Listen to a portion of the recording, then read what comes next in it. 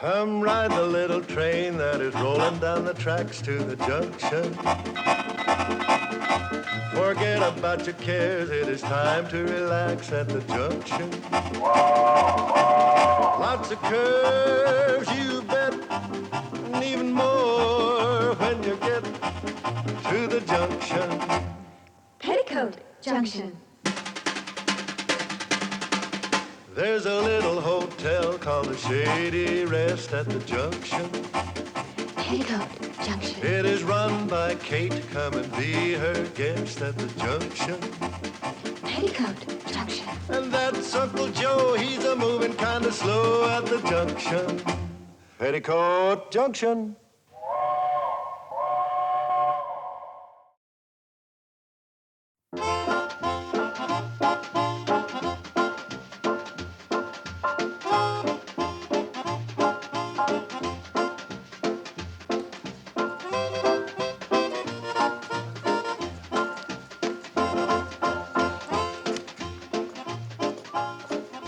Shady Rest Hotel? Is that the place your mother runs? My goodness, are we here already? Yeah, we're here already, and we've only been walking for 4 hours. I've enjoyed listening to you so much I haven't even been conscious of walking. Yeah, well, I have. Well, come on up and take a hot bath and get some food. You feel lots better. No. I'm just gonna rest here for a while, and then I'm gonna move on. But, Alan, I wanted you to meet my mom and my sisters and my Uncle Joe. No, not that family bit. I mean, that warm, friendly small talk just turns me right off. You mean... I mean it's so insincere. People ask you how you are, but they don't listen to what you say. Why? Because they don't care. My family would care. Oh, you think so, huh? You get home from school, they probably say, how was school, right? Something like that. Well, I bet you that if you say lousy, they'll say, oh, that's fine, let's eat. Oh, baby, don't you see how confused you are? Yes, Alan, I am confused, but I want to find the truth, as you have found it. Please stay and help me. Oh, no, baby, you're too soft. You're too tender to face truth. You're a dove. I'm an eagle. I'm screaming at life. I'm longing just to tear it wide open. Oh, please, Alan, please stay, at least for a while. Wow, you're such a nice kid. You're bright, too. I just want to rest here for a while, and then I'm going to be moving on. Well, my mom's a wonderful cook, Alan, and I know you must be hungry. And I promise you, you won't have to make any small talk with the family. You can just eat, and everyone will be quiet. Will it make you happy, kid? Oh, yes, Alan. Listen, you wait here, and I'll run up and warn everybody. I mean that you don't want to be bored and all. Okay. Listen, you fly on, Dove. Maybe the eagle will be here when you get back, and maybe not. Oh, please be here, Alan. Please.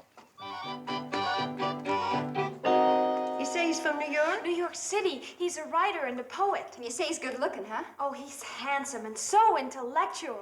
And you left him sitting down at the track? Well, he's resting. We walked all the way from Hooterville.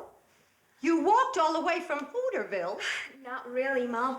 I floated, I flew, I danced. Oh, Mom, he's so brilliant. Where are you going, Billy Joe? Well, I just thought I'd freshen up a little bit. We want to make a good impression, don't we? We sure do, Billy. Oh, Mom, Alan's the first boy I've ever met that I can really communicate with. Well, he knows everything, he's read everything. He's so deep and so alive, so sensitive and so profound. And you met him in Hooterville? Uh-huh. At the library on my way to school this morning. Bobbie Jo, come over here and sit down and tell me everything right from the beginning. Okay. Hi, Bobbie. How are things at school today? Oh, just lousy. That's fine. Let's eat, Kate. You see, we just don't listen to each other. We're just not alive. Well, I'm alive and I'm hungry. We're all hungry, Uncle Joe. We're hungry to know who we are, where we are, and why we're here.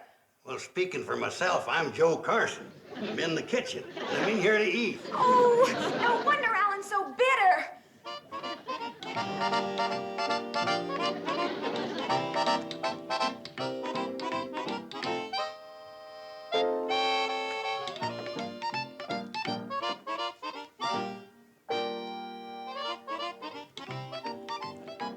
Oh, hello.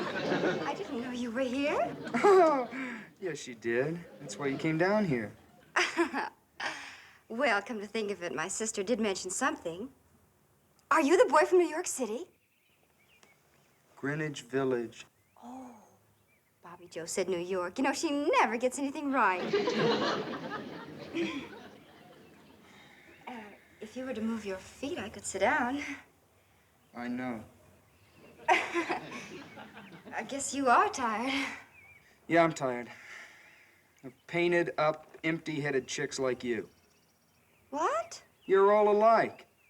And what do you have to keep proving to yourself that you're a woman, don't you know? I know that you're the rudest man that I've ever met.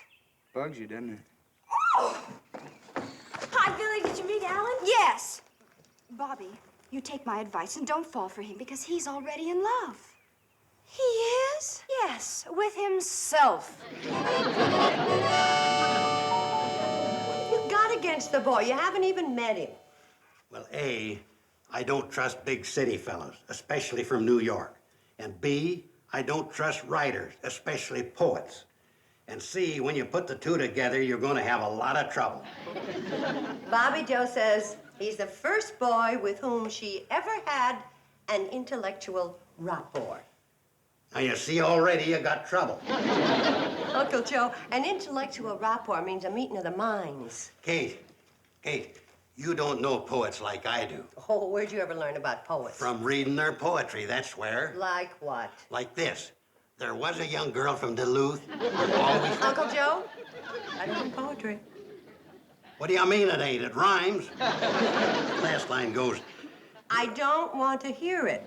And I also don't want to hear any more talk against Bobbie Jo's poet friend. I understand exactly how she feels. When I was a girl, I was in love with Longfellow, Whittier, Byron, Keats, Shelley. All at the same time. yeah, but one big city fella can be more dangerous than them 5 local boys put together. Mom? In here, Bobbie Jo. Mom, Uncle Joe, I'd like you to meet Alan Landman. How do you do, Mr. Landman? It's an honor to have you here. What kind of poems you write, Alan? My poetry is, a cry of anguish in the tortured night. Oh, you write jingles for them indigestion commercials. Joe! Oh, no, I'm sure Mr. Landman is way above anything like commercial jingles. Oh, of course he is. My poetry is a scream of protest. I sound the alarm. I hang the bell on the cat. I shout in the atrophied ear of a sleeping America. Isn't that marvelous? Wonderful. You like it? It's absolutely fascinating, inspirational. You didn't understand a word I said. Not a word.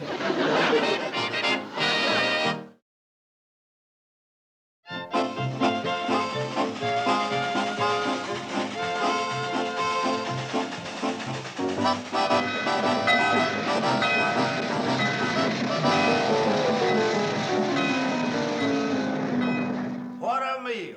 That Dutch apple pie was laughing good. Kate really outdone herself tonight. So are you.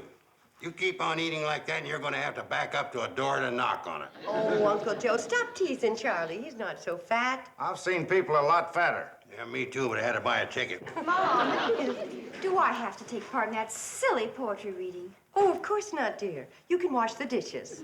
Well, you know, I'd rather wash the dishes than listen to you-know-who. Now that Mr. Landman is here, we can start the poetry discussion. Be seated, everybody. Now, I thought it'd be kind of nice if each of us recited a couple of lines from our favorite poem, and then I'm sure that Mr. Landman will favor us with one of his original compositions. Well, you started off, Kate. You're already on your feet. Take Charlie an hour to get to his. This is from the Rubaiyat of Omar Khayyam. Here with a loaf of bread beneath a bough, a flask of wine, a book of verse, and thou beside me singing in the wilderness. And wilderness is paradisey now. Ain't that kind of risque for mixed company? I don't think so. They was just singing and drinking a little wine. But they're out in the wilderness. True. They could be married, it don't say. Man don't go out in the woods with his wife. Yeah, but he was drinking wine, don't forget. That's enough discussion. Who else has some poetry? You, Bobbie Jo? Oh, I'd rather just sit and listen, Mom. How about you fellas? Don't you have some poetry you like? Hey, here's a little poem I kind of like. I never seen a purple cow. I never hoped to see one. But I can tell you anyhow, I'd rather see than be one. Don't you get it? Feller says he'd rather see a purple cow than be a purple cow. Well, naturally. Who'd want to be a purple cow? Well, come to think about that, ain't so funny. I know a funny one. There was a young girl from Duluth. I think the time has come for our guest of honor, Mr. Alan Landman of New York City, to treat us to a sample of real poetry. I'd be happy to take part in this gig, although I don't know whether I'm far enough out for you cats or not. This is my latest poem. A gut-thin, whining wind defiles the groaning bones of neon-blinded seekers after murky morning. The burning mud explodes, a screaming pathway to hollow thunder of agony. I fall, and cheated dreams. A toenail splits.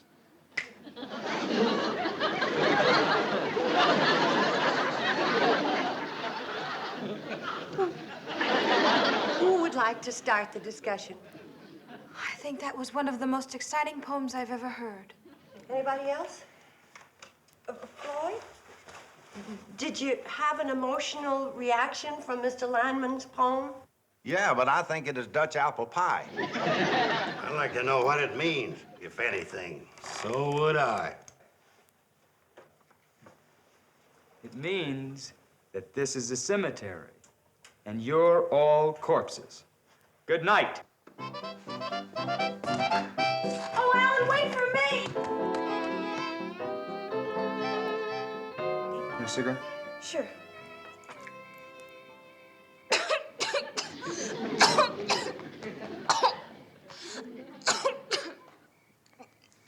The wind. The wind's kind of chilly. The wind is kind of chilly. You know what E.I. Boyer says about the wind? What? The wind is a switchblade knife, slashing at the polluting smokestacks of urban insanity. Nature's rumble with a defiling beetle called man. Oh, I wish I could learn to express myself like that. Well, you'll never do it around here, baby. So long, I'm going for a walk. Can I come along? Oh, please. I mean, I won't talk. I'll just listen. Okay, kid?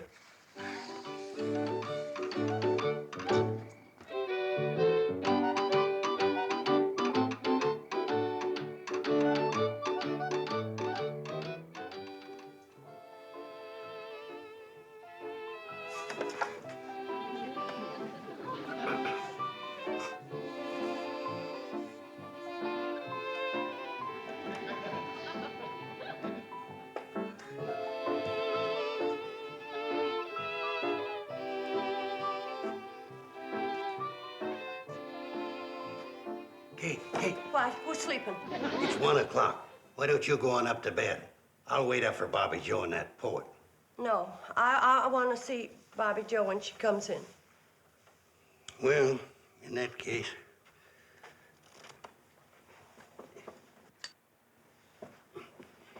I don't think Bobbie Jo's really serious about that boy.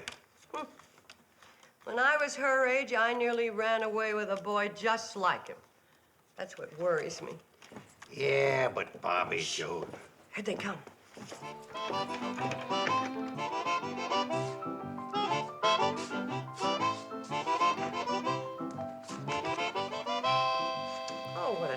terrible hand. I ought to shoot you, Uncle Joe, for giving me cards like this. Oh, look who's here. Sorry we're late. Late? Is it late? I didn't notice. Mom, I know you're waiting up for me. Yes, I was. Go to bed, honey. I want to talk to Mr. Landman. Okay, but I want you to know that whatever he says, I'm completely on his side. Good night, Alan. Good night, baby. Good night, Uncle Joe. Am I leaving? Yes, you are.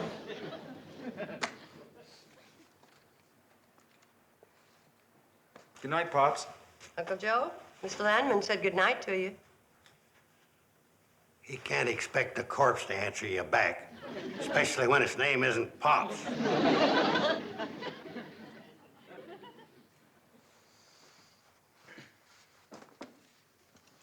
Okay, I'm gonna save you a lot of time. I'm crazy about Bobbie. We've been talking about me sending for her when I get to New Orleans. Uh-huh. Was that all you're gonna do, just sit there and smile? Smiling on the outside, screaming on the inside. Tell me something, Mr. Landman. In view of the circumstances, don't you think you should call me Alan? In view of the circumstances, what I should call you, but I'll settle for Mr. Landman. Are you planning on getting a job when you go to New Orleans? Are you kidding? I mean, work is for suckers. Oh, I see. How are you gonna live? Oh, I've got a lot of friends down there, musicians.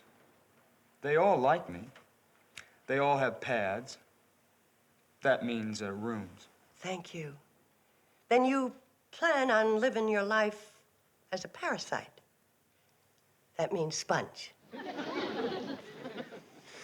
Listen, this is strictly nowhere. You got a lot of sick, old-fashioned ideas about working hard and living clean, and it's all a lot of junk. I'm too tired to listen. Now, Bobbie knows what she's getting into. It sounds good to her. I'll be taking off in the morning. Good night. You heard that? Yeah, it's bad. What are you gonna do? I don't know. Of course, you realize he'll be gone tomorrow. He'll never send for her. You know that. I know that. And she'll always remember him as a romantic young rebel, full of courage and exciting ideas. Yeah, I guess you're right. Why don't you have a good talk with her? That's the worst thing I could do. We'd only wind up yelling at each other, and he'd be a bigger hero than ever to her. No, talking to her about it'd be a big mistake. Big mistake. All those ideas of his are just a cover-up and an excuse for being a failure, for not having a job, for just being a bum, wandering around and living off other people. And you have been taken in by all that phony talk, and I am making a big mistake. Oh, Mom, you just don't understand, Alan. He has ideals. He thinks the world is full of hypocrisy, and he's attacking it. That's a lot of hogwash. He's just afraid to go out and fight for a job. But just let somebody offer him a nice, soft position, and you'll see how fast he'll stop attacking that hypocrisy and start lapping it up. And now that I've made my big mistake, good night.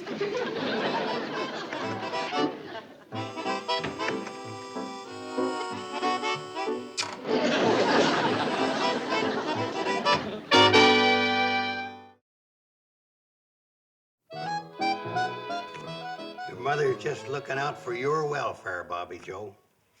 I suppose you don't like Alan either. No, but it's nothing personal. He's been nice to me. In fact, he told me I was the biggest square shooter he'd ever met. Of course, he took a poetic license and left out shooter. Thank Thank you, Mrs. Bradley. Oh, Uncle Joe, I'd like you to meet Mr. Stanley. He's going to spend a couple of days with us. Get away from the high pressure of big business. All right. This Hello is my there. daughter, Bobbie Jo. Hello, Bobbie Mr. Jo. Stanley. You're leaving, Alan? Yeah, kid, but you'll be hearing from me. Oh, Mr. Landman, you should meet Mr. Stanley. He's from New York, too. Mr. Stanley, Mr. Landman. How are you, young man? You really want to know? Mr. Stanley is the president of the Rollo Dog Food Company. He was telling me all about his advertising problems. It's driving me out of my mind. I've offered a $2,000 bonus for a jingle I can use on radio and television, and no one in my agency can come up with one. $2,000 just for a jingle? Just a 4-line jingle. Mr. Landman is a poet. Oh, of course, he only writes high-class stuff. Is that so? $2,000. I know what's going on in your mind. You do? You think Alan's going to be tempted by that $2,000 and try to sell Mr. Stanley a dog food jingle. I don't think a superior artist full of ideals would do that. No, never. By the way, I thought your poet friend was leaving this morning. Well, he was, but he had to... Listen to this one, Mr. Stanley. Rollo dog food is never gummy. Can't form a ball in your puppy's tummy. Rollo dog food is doggone yummy. It has human appeal, but speaking from the dog's viewpoint, it doesn't make my tail wag. And then how about this one? When your poodle's feeling hollow, fill him up with a can of Rollo.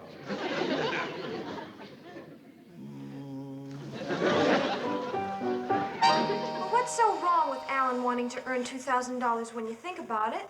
Nothing at all. It'll give him the freedom to write real poetry. Absolutely. Besides, if you have a genuine big talent like Alan does, you can write those silly jingles without losing any of your artistic dignity. Never loses dignity. Because his talent's too big. Get some Rollo now, now, now. Makes your dog say, bow, wow, wow. How's that for real dog appeal? Does that make your tail wag, Mr. Stanley? Mr. Landman, I'll be honest. You have talent, all right, but I just don't think you talk dog language. Forgive me for saying it, sir. But must your advertising appeal to the dogs? I mean, after all, it is the humans who buy it. We've got to please the dog. We cater to the dog. We've got to sleep dog, eat dog, think dog. Understand? Or do you think I'm crazy? Oh, crazy, no, sir. Ah, I know. You're after the money. Well, I'll pay anything to the writer who'll get inside the dog's mind with me. I'm in there, but I can't write. I really think I could do it, given a little time. Well, I don't know. Dog persons are born, not made. You've either got that dog in you or you haven't. And I say you can't please a dog consistently if you don't have the dog's viewpoint. I feel I really have it, sir. I don't know. You're tempted by the money. No, really. Dogs, they seem to feel that I'm one of them. They accept me. Are you sure? Sometimes they pretend just to get food out of you. No, it's sincere. I warn you, you can't fool a real dog person. And I'm real dog, my boy. I'll tell you something confidential, may I? Please. When I see a cat, I want to chase it up a tree. Now you think I'm crazy, right? No, on the contrary. I've never told anyone, but I like to run after cars and bite at the tires. Oh, that's a good sign. You're not lying. I cross my heart and hope to get run over. This may be a great day for Rollo. I'd like to shake your paw. Bow, wow, wow.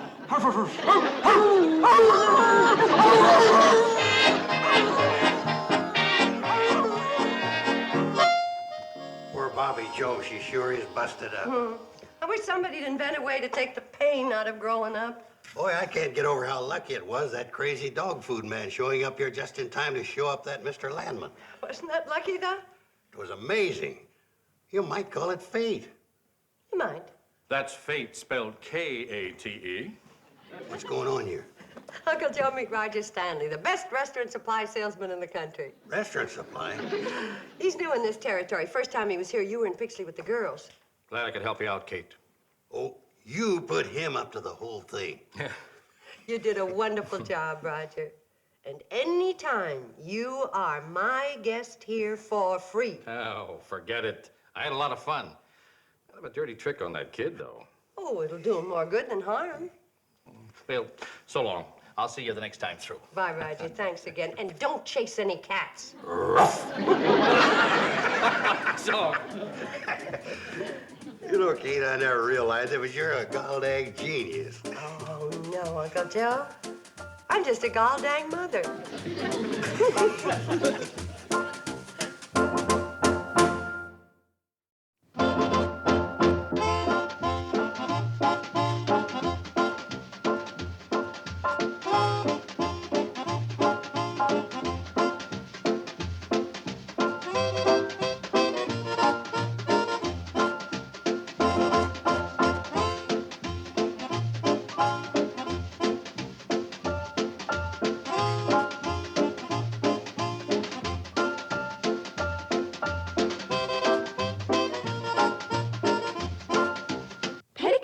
Junction. This has been a Filmways presentation.